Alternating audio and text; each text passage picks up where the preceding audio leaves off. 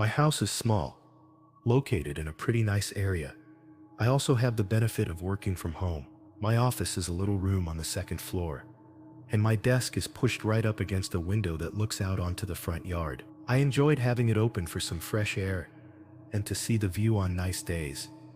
This was happening right as autumn was beginning, so the window was typically open all day long. On one particular weekday, around noon, I was doing my normal work at my desk when my eyes caught something outside. It was a person, a man, standing at the end of my driveway. He wasn't just walking by or pausing to tie his shoe. He was simply standing completely still, staring up at my house. I had no idea if he could see me through the window, but just a few moments after I noticed him, he turned and left. It was definitely weird, but that was all I thought of it. What more was there to think or do? I got back to my work. I would glance out the window from time to time, but I didn't see anything else, so I wasn't very concerned. The next day, I was following the same schedule. I started my work and was quite busy all morning. I had several video conferences with my colleagues. During one of these meetings, my mind wandered, and I happened to look out the window. That same man was there, in the exact same spot at the foot of the driveway, looking up at my house, just as he had done before. This time, it felt 10 times more unsettling and strange. Why on earth was he here again? I must have been staring at him for a good while, because a coworker saw my worried expression and asked me if I was all right. I told her I was fine and tried to get back to the meeting. I kept sneaking looks though. He stood there for another minute, and when I glanced back again, he had vanished. The rest of the workday seemed to drag on forever. I couldn't get my mind off this strange man who was watching my home. It was just so bizarre. After I finished work, I went outside and paced around my driveway, searching for any possible reason why someone would be looking at my house that way. Everything seemed perfectly normal. I did realize, however, that my office window was clearly visible from where he had been standing, meaning he could probably see me watching him. I went back into the house and prepared dinner. I spoke with my brother on the phone that evening and told him about it. He agreed it was strange, but said it was probably nothing to worry about. After we hung up, I sat on the couch to watch some television, hoping to distract myself. A few hours went by, and it was getting close to 9 o'clock.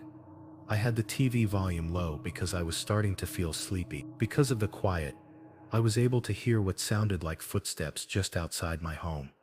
I shot up from the couch and stared at my front door. The steps came closer, paused for just a moment, and then faded away. I rushed to the front door and peered through the peephole. I could just barely make out a person's shape heading toward the street. Once they were out of sight, I opened the door. I immediately saw a note taped to the other side. It was short, containing just 4 words: "Pat, answer the door." I felt a wave of confusion and terror. How could this person possibly know my name? What did this message even mean? They hadn't knocked or even waited long enough for me to get to the door. Not that I would have opened it. This was scary enough that I decided to call the authorities. 2 officers arrived, and I explained the whole situation. Sadly, there wasn't much they could do. They basically took down my statement and told me to call again if anything else occurred. That didn't make me feel any safer. I was up late that night, just lying in my bed, completely unable to sleep. I was there for hours, just thinking about the man who was stalking my home, and the creepy note he had left. Then, just before 2 in the morning, a knock on the front door broke the total silence of the house. My entire body went rigid. The quiet in the house now felt immense as I listened in total fear. After a few seconds, they knocked again. My heart began to pound in my chest. I grabbed my phone and dialed 911. They dispatched officers immediately, but the knocking didn't stop while I was waiting. Strangely, the knocks never became louder, faster, or more forceful. It was just the same steady knocking, echoing down the halls of my house. The operator informed me that the police were 2 minutes away. Right after she said that, there was a longer silence between knocks. 15 seconds passed, then 30, then a full minute. When the police finally arrived, no one was there. They were too late once again. I explained what had just happened, and they seemed to be taking it a bit more seriously this time. Still, it wasn't enough for them to take any real action. They promised they would have an officer patrol the area for the next few weeks. Those weeks passed without incident. The man never returned to my door or the end of my driveway. At least not that I saw. It's been months since it happened, and there has been nothing. It still terrifies me though. The thought of that strange note telling me to open my door, followed by someone knocking in the middle of the night, is horrifying. And then there is the constant, nagging thought that he might come back. I have no idea who he was, what he was after, or if he is really gone for good. This happened back when I was a high school freshman. The town where I grew up was small and felt a little behind the times. Everything was surrounded by thick forests, and the homes were spread far apart from one another. My house was deep in the woods. My parents owned a good amount of property, and my father had built our home with his father. It didn't have a paved road or a proper driveway.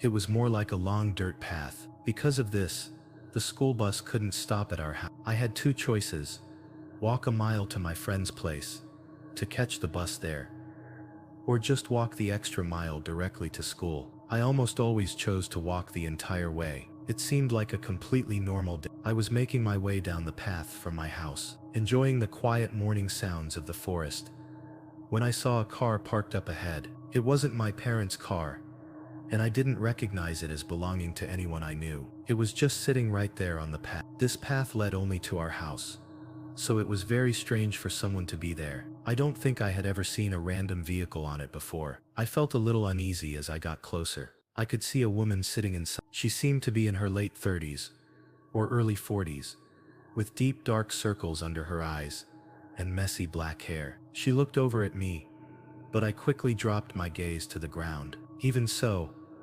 I could feel her staring at me as I hurried by. I started walking faster and eventually made it to school. That night at the dinner table, I brought it up with my parents, asking who the woman was and what she was doing there. They both got worried and confused looks on their faces. They suggested the woman had probably just gotten lost and told me not to worry, but I could tell they were concerned. For the next week, they drove me to school. This was unusual, since they both had to be at work very early, around 6 in the morning. They must have been going in late all week, just to take me. I honestly felt it was an overreaction, as I was old enough to take care of myself, but I understood they were just trying to be safe. On Monday morning of the next week, I got my backpack ready and started my walk. We hadn't seen the woman or her car at all during the week.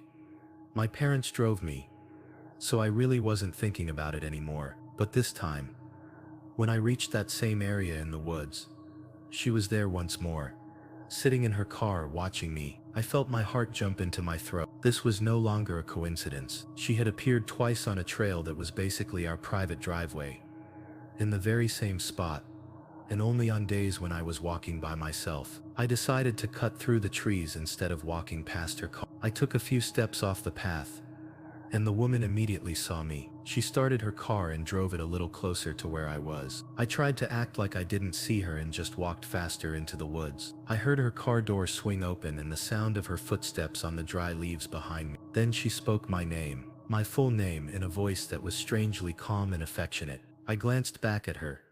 She had a completely vacant stare on an expressionless face. Her eyes looked exhausted and weighed down, and she just had an unhealthy appearance. I took off running.